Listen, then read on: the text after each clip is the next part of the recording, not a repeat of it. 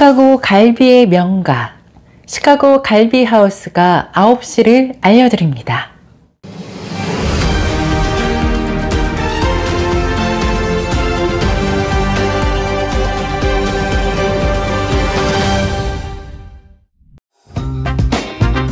이 프로그램은 가장 안전하고 탁월한 스쿨버스 회사, 새로운 커리어를 시작할 곳, 퍼스트 스튜던트 제공입니다. 여러분들의 새로운 커리어를 시작해보세요.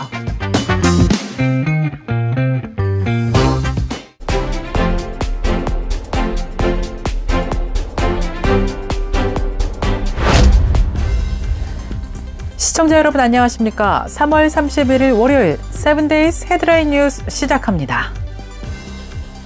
사회보장국이 소셜연금 신청이나 이민신분 업데이트에 필요한 신분 증명을 지역사무소에 직접 출두해야 하는 새 제도가 4월 14일로 2주 연기됐습니다. 또 메디케어와 현금보조, 장애인 연금 신청 등은 예외로 인정해서 직접 출두 없이도 온라인이나 전화로 가능하도록 조치됐습니다. 인력 감축 시기에 수작업을 확대해 대혼란을 초래할 것으로 우려를 사온 사회보장국이 일단 시행 2주 연기와 예외 확대를 발표한 것입니다. 사회보장국은 소셜 베네핏을 받기 위한 신청 시 대부분 지역사무소에 직접 나와 신분을 증명하는 새 제도의 시행을 당초 3월 31일에서 4월 14일로 2주 연기한다고 밝혔습니다. 또 예외를 확대해서 65세 이상의 시니어들이 주로 신청하는 메디케어와 빈곤층에 대한 현금 보조인 SSI, 장애인 연금인 SSDI 등을 신청할 때는 직접 출두를 요구하지 않고 있습니다. 펜실베니아에서 30대 한인 남성이 자신의 어머니를 머리를 손상시키고 목을 졸라 숨지게 한 뒤 차량에 방치한 혐의로 체포돼 충격을 주고 있습니다.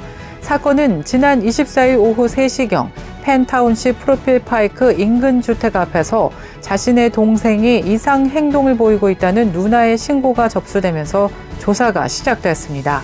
현지 경찰은 현장에 출동했을 때 한 차량 안에서 용의자의 어머니로 추정되는 올해 61살의 현안 씨가 숨진 채 발견됐다고 전했습니다.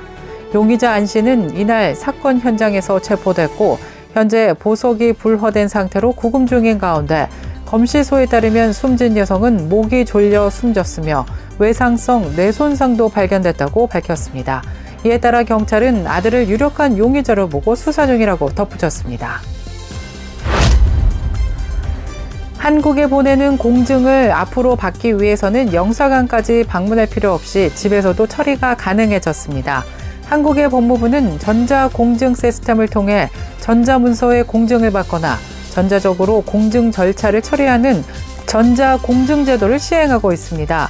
현재의 시스템은 전자공정증서 작성 기능 중 일부만을 지원하고 있으며 향후 전자공증 대상을 확대할 예정이라고 밝혔습니다.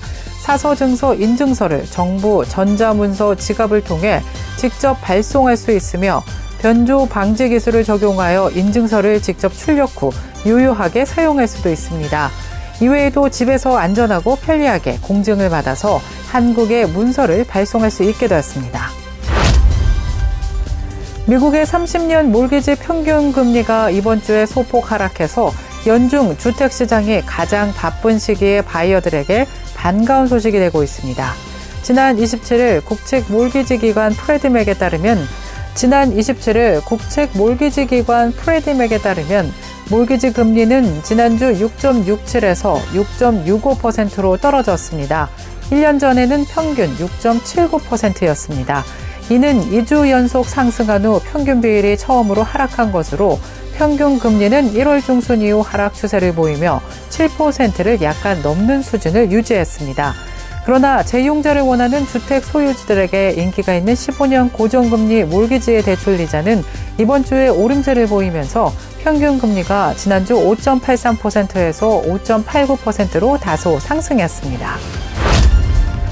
직장인 5명 중 1명은 올해 해고될 것을 우려하고 있는 것으로 조사됐습니다. 이력서 작성을 지원하는 웹사이트의 한 조사 결과에 따르면 최근 정규직 근로자 1000명에게 직장의 안정성에 대한 설문조사를 진행했습니다. 보고서에 따르면 많은 직원들이 잠재적인 해고에 대비를 하고 있으며 일부는 이력서 업데이트 등 이미 대비를 하기 시작했다고 전했습니다.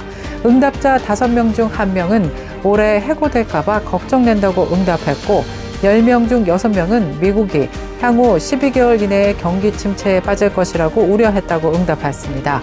10명 중 9명은 해고를 피하기 위해 주 5일 대면 근무를 할 의향이 있다고 응답했습니다.